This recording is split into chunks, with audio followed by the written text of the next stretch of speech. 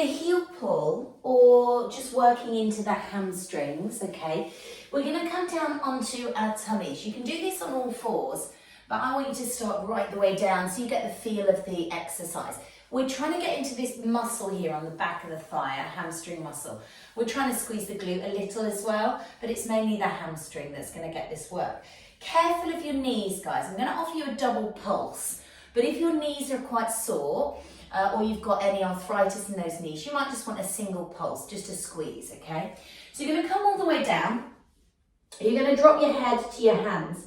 And if I show you, you're going to squeeze, squeeze, and release. And you're going to stay with that leg. So you're going to squeeze, squeeze. So you're bringing the heel to the bum and release. Now imagine you're squeezing out a sponge behind the knee. So you just squeeze on that sponge, squeeze again. You don't want to jar the knee. Now if you want to keep going with this and you want a tiny bit more of a challenge and your back is okay, you're going to come up here to your elbows, squeeze, squeeze, but engage your core muscles so you can really support this movement. You're not jarring or taking that movement into the upper body. Squeeze, squeeze. Switch legs, guys. So if you want to, you can just simply do a squeeze and release if you prefer that. And again, squeeze and release. But make sure you're contracting that muscle in the back of the leg. And release. Do it again. Remember, you can do this line on your tummy, head on your hands. You're just trying to fire up, wake up that hamstring muscle there. Keeping the shoulders down, keeping the spine long. Let's just do 2 more of these, single or double pulse. Try to keep your hips grounded as well if you can, your pelvis on the floor. Squeeze, squeeze, and release it. So the other option here, again to make it slightly more challenging, is come onto your all fours.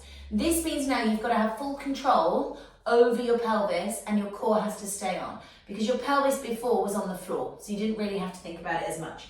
But now you've got to keep it stable in this all fours position. So you take your leg out and you do the same thing.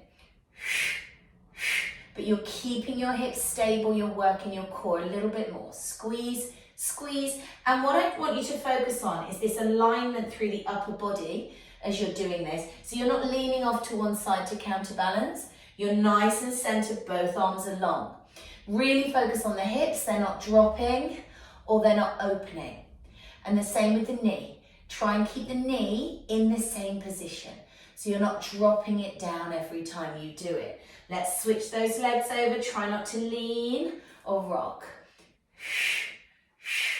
And inhale, release. Stay lifted. Keep the abdominals on, support the lower back. If you're feeling the lower back a lot in this one, drop down to your tummy so you've got more support.